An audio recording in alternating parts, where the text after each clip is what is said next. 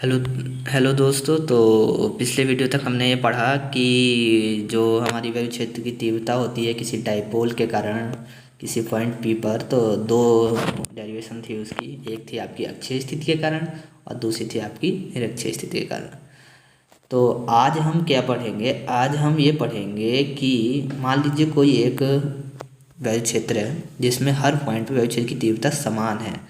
अगर हम उसमें किसी वैद्युत द्विध्रुव को रख देते हैं तो उस पर जो बल युग्म लगेगा, उस पर जो बल लगेगा, उसका आघूर्ण क्या होगा। तो वही आपकी हेडिंग देखिए क्या है। एक एक समान बाह्य वैद्युत क्षेत्र में रखे वैद्युत द्विध्रुव पर लगने वाले बल युग्म का आघूर्ण। मतलब कोई भी एक समान वैद्युत क्षेत्र है, ये देखिए, ये जो मेरा वैद्युत क्षेत्र है एक समान वैद्युत क्षेत्र है ये मेरा, और इसमें हमने एक डाइपोल रख दिया। ठीक है, तो इस डाइपोल पर एक बल युग्म लगता है, तो उस बल युग्म का आघूर्ण क्या होगा उसकी हम गणना करेंगे।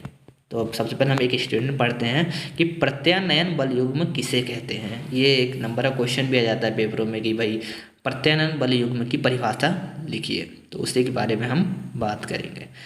तो जो मेरा प्रत्यानयन बल युग्म क्या होता है तो पढ़ते हैं हम। यदि हम किसी वैद्युत द्विध्रुव को एक समान वैद्युत क्षेत्र में रख दें, अगर हम किसी वैद्युत द्विध्रुव को एक समान वैद्युत क्षेत्र में रख देते हैं तो वैद्युत द्विध्रुव पर एक बल युग्म कार्य करने लगता है। तो क्या होता है कि वैद्युत द्विध्रुव पर एक बल युग्म कार्य करने लगता है।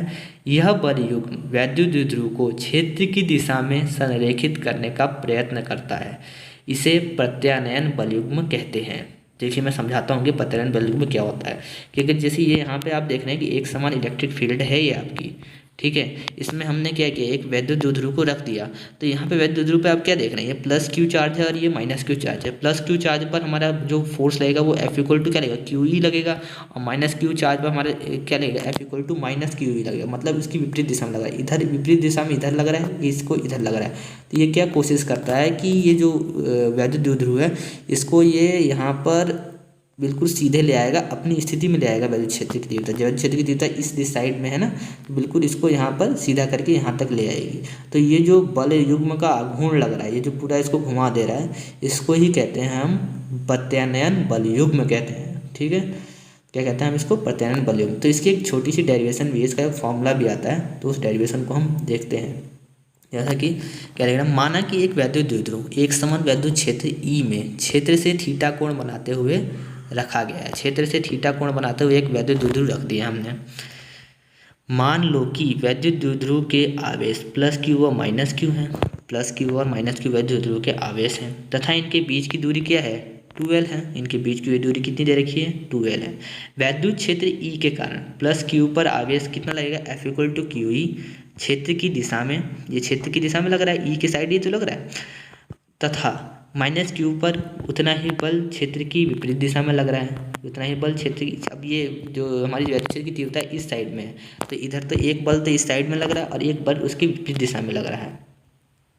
चूंकि ये दोनों बल F और दूसरा F हो गया, इसको भी हमने मान लिया कि ये F और ये F डैश मान लीजिए, दोनों को एक ही कहा है इन्होंने कि यदि ये दोनों बल F और F एक दूसरे के बराबर हैं, एक दूसरे के बराबर है, परंतु क्या है, विपरीत हैं, और विपरीत होने के साथ साथ क्या है, समांतर हैं, अतः यह एक बल युग्म बनाते हैं। अब ये क्या बनाता है, एक बल युग्म बना देते हैं। अब वो बल युग्म क्या करता है, देखिए, जो वैद्युत द्विध्रुव को घुमाकर क्षेत्र ई की दिशा में लाने का प्रयत्न करता है। अभी मैंने प्रत्यानयन बल युग्म का आघूर्ण क्या होता है मैंने बताया था ना आपको, कि प्रत्यानयन बल युग्म क्या होता है कि इस डाइपोल को घुमाकर ये अपने जो क्षेत्र है वैद्युत क्षेत्र की ई की जो दिशा है उसमें ले आएगा।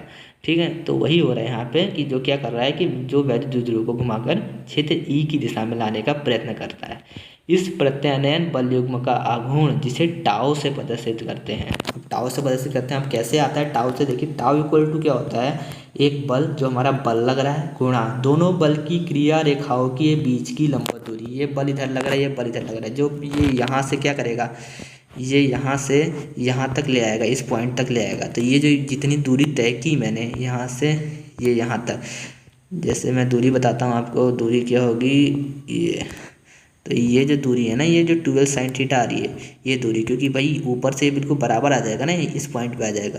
तो जो ये दूरी है उसी दूरी की बात हो रही है, दोनों बलों की क्रिया रेखाओं के बीच की लंबवत दूरी। अब ये 12 sin थीटा आई ही कैसे, तो मान लीजिए ये पॉइंट क्या होगा, ये पॉइंट होगा, ये आप बी पॉइंट मान लीजिए, ये आप सी पॉइंट मान लीजिए, और ये क्या है, ये एक 90 डिग्री है, लंबवत दिशा में आ रहा है। तो आप क्या होगा, ये ए बी क्या है आपका लंब है, और ये ए सी क्या है आपका कर्ण है। तो ये क्या हो जाएगा आपका A B upon A C equal to क्या होता है, लंब बट्टे कर्ण क्या होता है आपका साइन थीटा, वही वाला फॉर्मूला है लाल बट्टे कक्का वाला। तो साइन थीटा हो जाएगा आपका।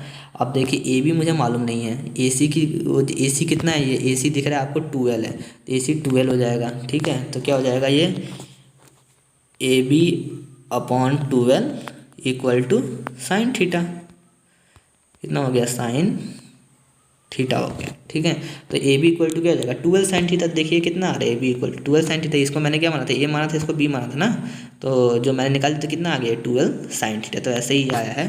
तो देखिए F into 12 sine theta, F equal to क्या होता है क्यू ई होता है, तो q u into 12 sine theta.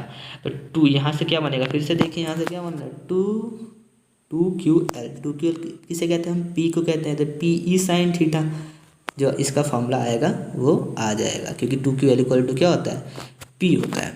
ठीक है, तो यही देखिए यहाँ लिखा गया 2QL इक्वल टू पी होता है, जिसको हम वैद्युत ध्रुव का आघूर्ण कहते हैं। तो टाउ इक्वल टू जो फॉर्मूला आया वो क्या है पी ई साइन थीटा, और जो इसकी मात्रक है वो क्या हो जाएगा न्यूटन मीटर, जो इसका मात्रक है वो क्या हो गया आपका न्यूटन मीटर। ठीक है, और इस वेक्टर के रूप में आप लिखेंगे tau equal to P vector into E vector. विशेष स्थितियाँ देख लेते हैं कि विशेष स्थितियों में क्या होगा। विशेष स्थितियाँ भी हैं इसकी, जैसे यहाँ पे आप विशेष स्थितियाँ आ क्यों रही हैं ये भी मैं बता देता हूँ, क्योंकि यहाँ पे क्या है ना आपका थीटा आ जा रहा है।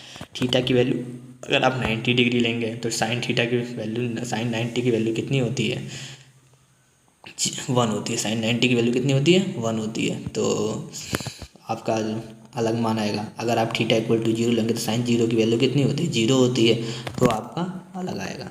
तो वही है आपका, देखिए यदि वैद्युत ध्रुव वैद्युत क्षेत्र की दिशा के समांतर क्षेत्र की दिशा में रखा है, समांतर क्षेत्र की दिशा में रखा है मतलब थीटा कितना होगा 0 होगा, समांतर में वही कोई कोड ही नहीं मरेगा। ठीक है, तो थीटा इक्वल टू क्या हो जाएगा 0 हो जाएगा, और साइन 0 की वैल्यू कितनी होती है 0 होती है, तब टाउ इक्वल टू क्या हो जाएगा 0 हो जाएगा, साइन थीटा की वैल्यू 0 हो जाएगी, तो साइन 0 की वैल्यू 0, तो गुणा पी गुणा 0 कितना हो जाएगा हमारा पूरा क्या आ जाएगा 0 आ जाएगा, तो मतलब टाउ कितना होगा 0 होगा। इस स्थिति में वैद्युत ध्रुव पर कोई बल वियुग्म कार्य नहीं करेगा। ठीक है, यदि वैद्युत ध्रुव वैद्युत क्षेत्र के लंबवत रखा हो, यदि वैद्युत ध्रुव वैद्युत क्षेत्र के लंबवत रखा हो मतलब थीटा इक्वल टू 90 डिग्री हो, अथवा तो साइन 90 की वैल्यू कितनी होती है 1 होती है, तब इस पर लगने वाले युग्म का आघूर्ण कितना होगा अधिकतम होगा। यदि यह बल वह अधिकतम बल कितना हो जाएगा, अधिकतम मान कितना होगा टाउ मैक्स हो जाएगा। तो tau max equal to sine 90 की वैल्यू 1, तो 1 हो जाएगी, अब equal to tau max equal to कितना आ जाएगा पी आ जाएगा, और यहाँ से हम पी निकालेंगे टाउ मैक्स अपॉन ई आ जाएगा। ठीक है,